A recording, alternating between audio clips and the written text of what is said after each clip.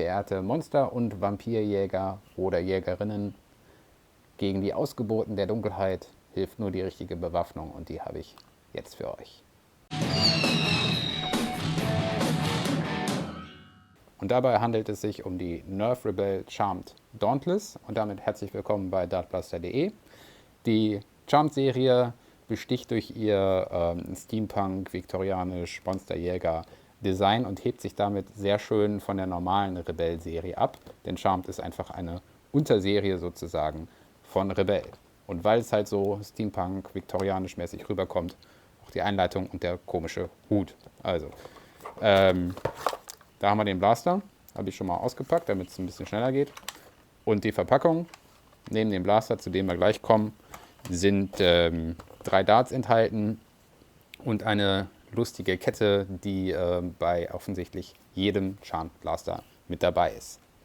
Da haben wir die Kette, in dem Fall ist es jetzt hier Messingfarben, bei der Fair Fortune, anderer Blaster aus der Charmed-Serie war es noch Silberfarben und da haben wir die 3 mitgelieferten Darts, 3 mitgelieferte Darts, 3 Läufe, einmal voll machen bitte. Gern geschehen.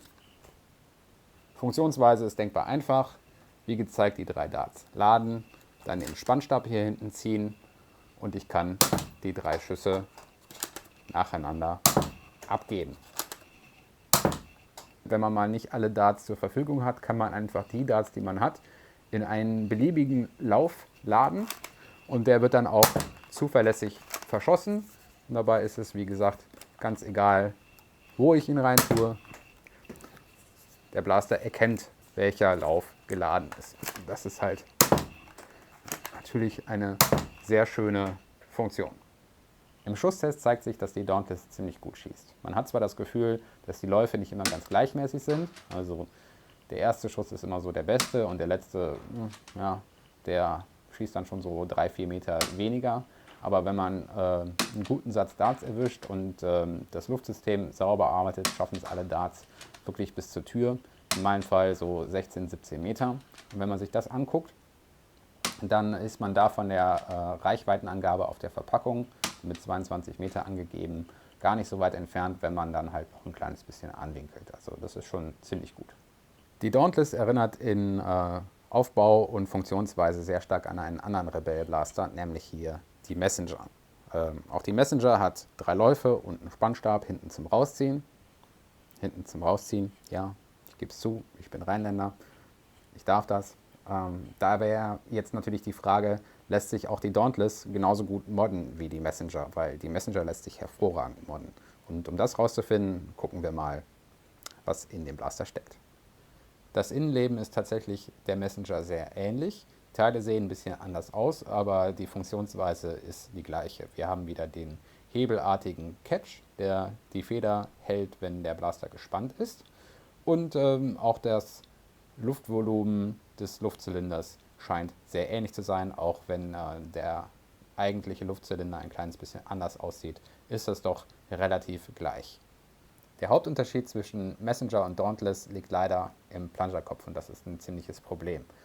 Bei der Messenger war es halt noch leicht, die Feder zu tauschen, indem man einfach den Plungerkopf abgeschraubt hat, eine stärkere Feder reingemacht hat und den Plungerkopf wieder draufgeschraubt hat. Das geht jetzt bei der Dauntless leider nicht, weil da ist der Plungerkopf nicht geschraubt, sondern vernietet, verschweißt, verklebt, wie auch immer. Auf jeden Fall kommt man da nicht so leicht dran. Einfachste Möglichkeit wäre sicherlich, hier dieses Herz abzusägen, die Feder zu entnehmen, eine stärkere Feder aufzusetzen und damit man den Blaster noch spannen kann, hier ein Loch dann bohren und einen Schlüsselring durchfädeln.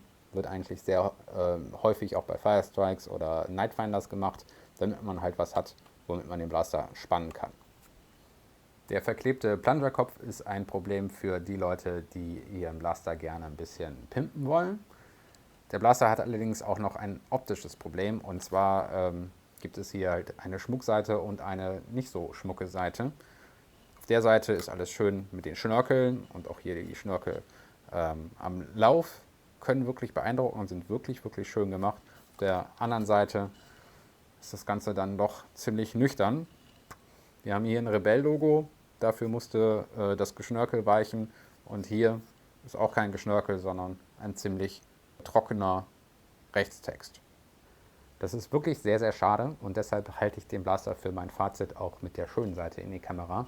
Denn trotz alledem ist der Blaster eine absolute Empfehlung für alle Leute, die mit dem Thema Steampunk, viktorianisch, Vampirjäger und so weiter auch nur ansatzweise was anfangen können. Und wer vielleicht den Pinsel schwingen will, der hat hier mit dieser Seite auf jeden Fall richtig viel Spaß. Das ist die Dauntless, das ist der Criss-Cross, du bist der Zuschauer. Danke fürs Zuschauen. Wenn du weiter über alle Neuigkeiten aus der Nerf-Welt informiert werden möchtest, dann abonniere meinen Kanal, würde mich sehr freuen. Wenn du sonst noch irgendwie Fragen hast, dann immer rein in die Kommentare damit. Danke nochmal fürs Zuschauen und bis zum nächsten Mal. Bye, bye.